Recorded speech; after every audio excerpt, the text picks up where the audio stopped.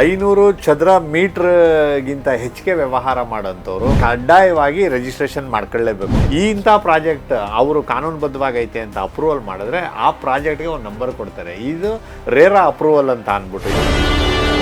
ಈಗೇನು ಸಾರ್ವಜನಿಕರು ಯಾವುದೋ ಒಂದು ಕೆಲಸನ ಒಬ್ಬನು ಕೊಡ್ತೀನಿ ಅಂತ ಅಂದರೆ ಆ ವ್ಯಕ್ತಿ ರಿಯಲ್ ಎಸ್ಟೇಟ್ ರೆಗ್ಯುಲೇಟರಿ ಅಥಾರಿಟಿ ಗೈಡ್ಲೈನ್ಸ್ಗಳನ್ನ ಫಾಲೋ ಮಾಡ್ತಾವ್ರ, ಈ ರೇರಾ ಕಾಯ್ದೆ ಒಳಗಡೆ ಅವರು ನೋಂದಾಯಿಸ್ಕೊಂಡವ್ರ ಅನ್ನೋದನ್ನು ನಾವು ಫಸ್ಟ್ ತಿಳ್ಕೊಳ್ಳೇಬೇಕು.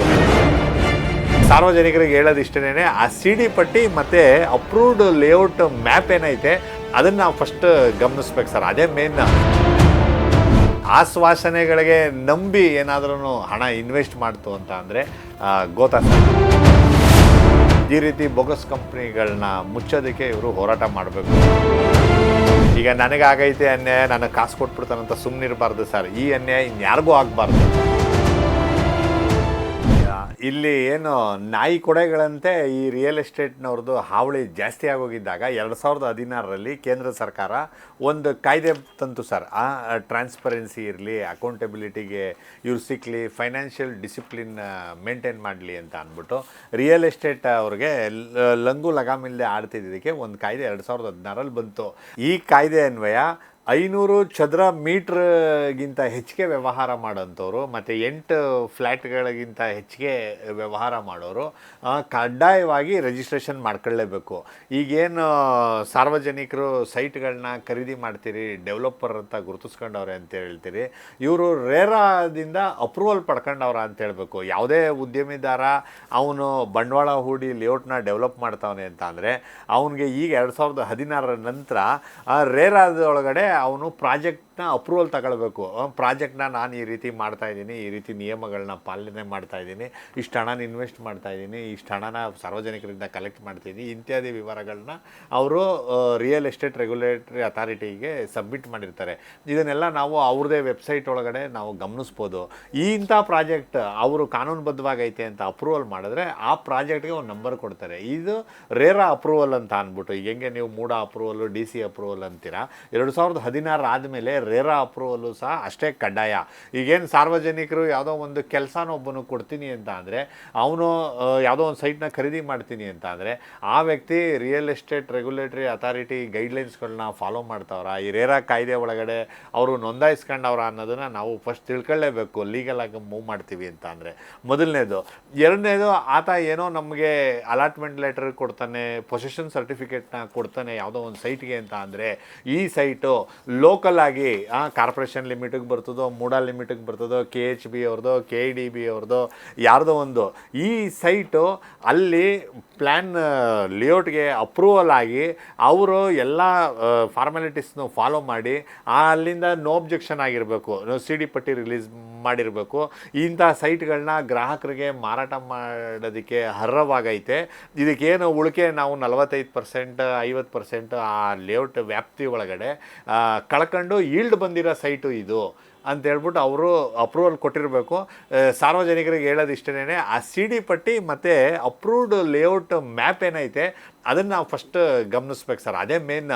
ಈಗ ನಾವು ಲೇಔಟ್ ಮ್ಯಾಪ್ನ ನೋಡಿ ನಮ್ಮ ಸೈಟ್ ಇಂಥ ಜಾಗದಲ್ಲಿ ಐತೆ ಅಂತ ನಾವು ಅಲ್ಲಿ ನಿಂತ್ಕೊಂಡು ಅಲ್ಲಿ ಅಕ್ಕಪಕ್ಕ ಚೆಕ್ ಬಂದು ಅವ್ರೇನು ನಮ್ಗೆ ಅಲಾಟ್ಮೆಂಟ್ ಲೆಟ್ರ್, ಪೊಸೆಷನ್ ಲೆಟ್ರಲ್ಲಿ ಕೊಟ್ಟಿರ್ತಾರೋ ಅದನ್ನು ಗಮನಿಸಿದ ಮೇಲೆ ಮುಂದೆ ನಾವು ಸೇಲ್ ಅಗ್ರಿಮೆಂಟಿಗೆ ಹೋಗ್ಬೋದು.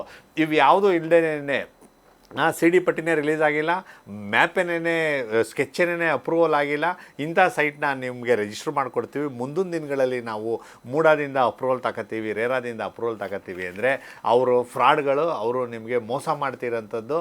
ಚಾನ್ಸಸ್ ಆಫ್ ಫ್ರಾಡ್ 90%, 10% ಯಾರೋ ಪ್ರಾಮಾಣಿಕರು ನಿಮ್ಗೆ ಆಮೇಲೂ ಮಾಡಿಕೊಡ್ಬೋದು. 90% ಅದೆಲ್ಲ ಕಾನೂನು ಬಾಹಿರವಾದ ವ್ಯವಹಾರಗಳು. ಯಾರನ್ನ ಸೈಟ್ ಖರೀದಿ ಮಾಡಬೇಕು ರಿಯಲ್ ಎಸ್ಟೇಟ್ನವರಿಂದ, ಡೆವಲಪರ್ಗಳಂತ ಅಂತ ಹೇಳ್ತೀರಾ, ಫಸ್ಟ್ ನಿಮಗೆ ಮೂಡಾದಿಂದ ಸೈಟ್ನ ರಿಲೀಸ್ ಮಾಡೋರ ತಿಳ್ಕೊಳ್ಳಿ, ಆ ಸ್ಕೆಚ್ ಅಪ್ರೂವಲ್ ಆಗೈತೆ ತಿಳ್ಕೊಳ್ಳಿ.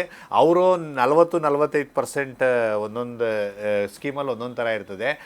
ರಸ್ತೆಗೆ, ಎಲೆಕ್ಟ್ರಿಸಿಟಿಗೆ, ಒಳಚರಂಡಿಗೆ, ವಿದ್ಯುತ್ಗೆ, ಪಾರ್ಕ್ಗೆ, CA ಸೈಟ್ಗಳಿಗೆ ಎಲ್ಲ ರಿಲಿಂಕ್ವಿಶ್ ಮಾಡಿಕೊಟ್ಟ ಮೇಲೆ ಅದರಲ್ಲಿ ಬರೋಂಥ ಈಲ್ಡ್ ಪೈಕಿ ಸೈಟ್ ನಂಬರ್ ಕೊಟ್ಟಿರ್ತಾರೆ, ಆ ಸೈಟ್ನೇ ನಿಮಗೆ ಕೊಡ್ತಾವ್ರೆ ಅಂದರೆ ಮಾತ್ರ ರಿಜಿಸ್ಟರ್ ಮಾಡ್ಕೊಳ್ಬೇಕು.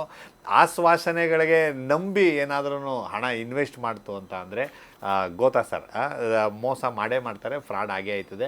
ಈಗ ನೀವು ನೀವೇನು ಲಿಖಿತ್ ಕಂಪ್ನಿ ಅಂತ ಅಂದರೆ ಅವ್ರು ಯಾವುದೇ ರೇರಾದಿಂದ ರಿಜಿಸ್ಟರ್ ಆದವರು ಅಲ್ಲ. ಅವ್ರೂ ಅಷ್ಟೇ ಸರ್, 8 ಫ್ಲ್ಯಾಟ್ ಆ್ಯಂಡ್ ಎಬೋ ಆಯಿತು ಅಂತ ಅಂದರೆ ಅವ್ರೂ ರಿಯಲ್ ಎಸ್ಟೇಟ್ ವ್ಯವಹಾರನೇ ಮಾಡ್ತಿರೋಂಥದ್ದು.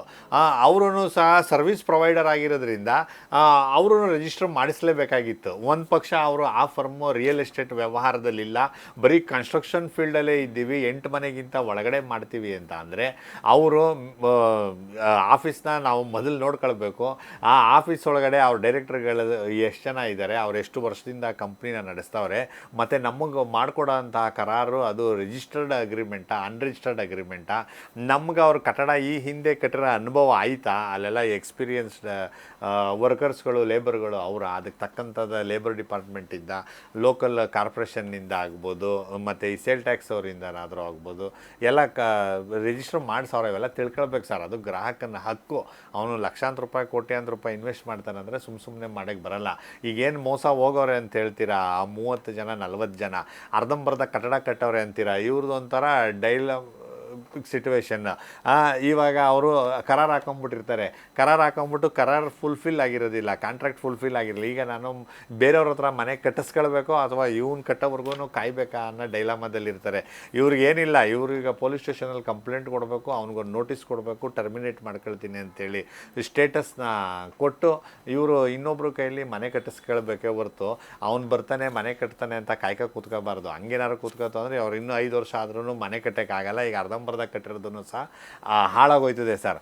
ಇಂಥ ಸಂದರ್ಭದಲ್ಲಿ ಅವರು ನೋಟಿಸ್ ಕೊಡಬೇಕು, ಪೊಲೀಸ್ ಸ್ಟೇಷನ್ಗೆ ಕಂಪ್ಲೇಂಟ್ ಕೊಡಬೇಕು. ಅವರು ಗ್ರಾಹಕರ ನ್ಯಾಯಾಲಯಕ್ಕೆ ಹೋಯ್ತಾರೋ, ವಂಚನೆ ಮೇಲೆ ಕ್ರಿಮಿನಲ್ ಕೇಸ್ ಹಾಕಂತಾರೋ, ಅದು ನೊಂದವ್ರಿಗೆ ಸೇರಿದ್ದು, ವಿಕ್ಟಿಮ್ಗಳಿಗೆ ಸೇರಿದ್ದು.